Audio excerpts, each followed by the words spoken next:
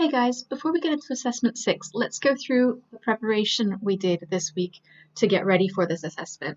So we were practicing perimeters and areas, rectangle formulas, triangle formulas, parallelograms and trapeziums were the last two formulas we did, and I can see some of you didn't quite master them before the assessment. And we also did some composite shapes. So let's go through the practice first. If this is your first time through this, you may want to take notes. Formulas, we should know the formulas for the area of a rectangle. That's just length times width. The area of a triangle, regardless of what kind of triangle it is. Notice I drew a triangle here and it's not a right angle triangle. The area of that is still base times height divided by 2. Where the base, I'm calling this the base here because it's the horizontal side. It really doesn't matter which one I call the base, but I think that will be easiest for you. And the height is not this length, nor is it this length. The height must be at perpendicular to the base. That means it's at 90-degree angle to the base, and it reaches from that bottom line up to the highest top point. Right? This is a parallelogram, and the area of a parallelogram is just the same as the area of a triangle.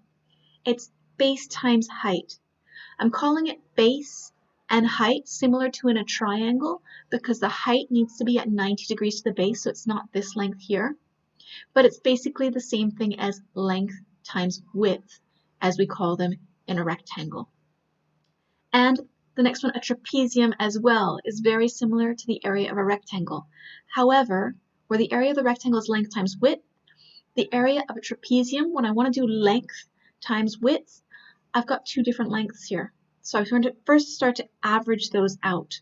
I'll call the top one A, the bottom one B, add those two together, and divide by 2, that's the average length, and then multiply that by the perpendicular distance between those two. So the height of this, just the same as the height on the parallelogram or the height on the triangle, the distance from that bottom horizontal line vertically upwards to that top horizontal line. Okay, so getting into the practice that we did this week. Again, if you have not yet done this, or you've done this but it was a while ago, maybe you want to hit pause and try it again. Here I've given you the base and the height of a triangle, and I want you to work out the area using the basic formula, base times height divided by 2. So that's fairly simple, just substitute into the formula. Area is base, which is 15, times height, which is 12, divided by 2. That'll be 90. For the next one, it's a little bit more challenging because I didn't tell you the height, but I did tell you the area. So you should still be starting with the formula for the area of a triangle. The only difference is now I know that the area is 56. I know the base is 7, and the height I'm going to leave there as h, which is a variable that I need to work out the value of. So 56 is equal to 7 times h divided by 2.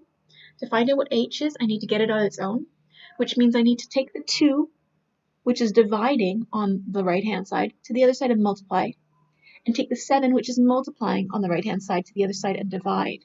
So that's going to give me 56 times 2 divided by 7, leaving the h by itself on the other side. If I can just work out what this is, I know what the height is. The height is 16 meters in there. Now the next one is very same as the one above, except now I'm missing the base. I've got the height and I've got the area. So again, I always start with the formula of the information that I either am given or need to find. And then I'll substitute into that formula to find an equation like I've got here that I can rearrange and solve. So in my formula, I know the area is 161. I don't know the base, so I'll just put that as B, and I'll put the height as 23 over 2. Area is equal to base times height divided by 2. And again, if I want to get the B on its own, I need to get rid of the 2 that's doing the dividing, take it across and multiply. And I need to get rid of the 23 that's doing the multiplying, take that across and divide. 161 times 2 divided by 23, that should tell me what the, oops, that's a mistake there, that should be the base. It tells me what the base is on its own, and the base should be 14, so that's 14 millimeters. Okay, another practice question that we did this week. Again, if you want to try it again for yourself, hit pause and do that, but I'm going to start taking it up. Here you're given the area of the shape. So just like when I gave you the area of the triangle, we will start with that formula. Start with the formula for the area of this shape, and it's a composite shape. It's made up of different shapes. So I'm going to say the total area is 171, but to work that out, I need to work out the areas of these two rectangles. If I got the area of the first rectangle, So this one here, I'm not going to do 18 times 9 because it's been cut off, you see. It's going to be 15 times 9. And I add that to the area of the second rectangle, where I'm missing a length here, but I know that this is 3 times whatever that length is. So if I add those two together, I should get 171. I'm going to write that formula. So the area of this rectangle plus the area of that rectangle should add up to what we're told is the total area, 171. This is 3 times a, so that's 3a, and this is 15 times 9, which we can simplify is 135. So I've got 3a plus 135, which is these two areas, add together to make 171, and now I've got a fairly simple equation to solve. I want to know what a is, so I'll first get rid of this 135 that's adding on. I'm going to subtract it off. And then I want to get the a completely on its own, so I need to get rid of the 3. So I'll simplify this, and then this 3 is multiplying, so I'll need to divide by the 3. So that's 36 divided by 3. A must be equal to 12 centimeters. So I'll label that on here. And if a is 12 centimeters, I need to work out the perimeter of the whole shape. Well, that would be adding up all of the sides of the shape. So a plus 3 plus, oh no, what's this going to be? We need to add all of the sides, so make sure you label all the sides before you work out the perimeter. That side there is the missing bit that would help make up A. Altogether, this is 12. This much is 9. So if I do 12, take away the 9 that I've already got, I should have 3 centimeters left over. Now I've got all the sides labeled. The perimeter would be equal to the sum of those sides. So 12 plus 3 plus 3 plus 15 plus 9 plus 18, and that gives me 60 centimeters. Okay, another practice question from this week. Again, it's a composite shape. Look at the diagram carefully, and again, I'm not telling you all of the measurements, but I am telling you the area of the blue shape. So if you're given some information about some area, we should start with the formula for that area. Now, I know we already know the area, but what we don't know is the height of this blue shape. We know that the area is found by multiplying the height by the base of this shape. And I know the base of this shape. So I should be able to write an equation, rearrange it, and solve to find the height. So the area is 77. And to find the area, I do 14 times h. To get h on its own, I'll need to move the 14 to the other side. 14 is timesing by the h. The opposite of timesing is dividing. So I'll do h is 77 divided by 14.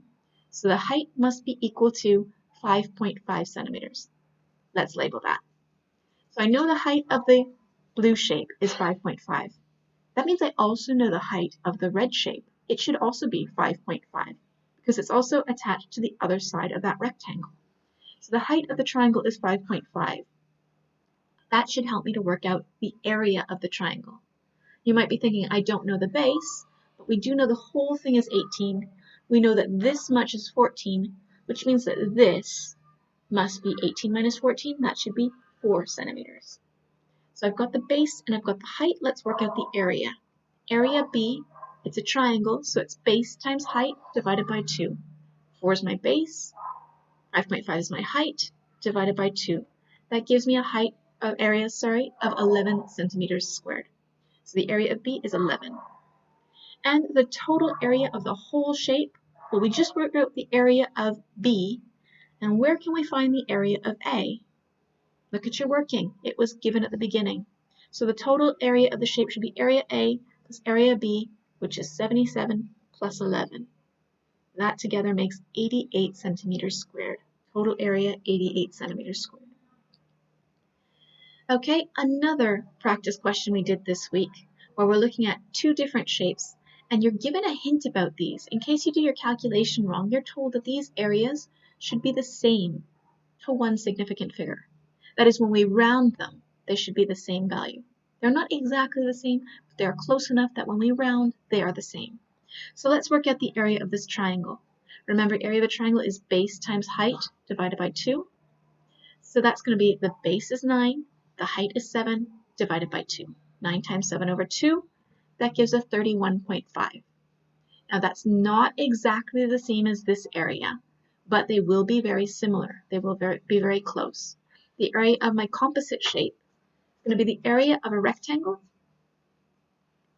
minus, see this missing rectangle up here? Minus that rectangle.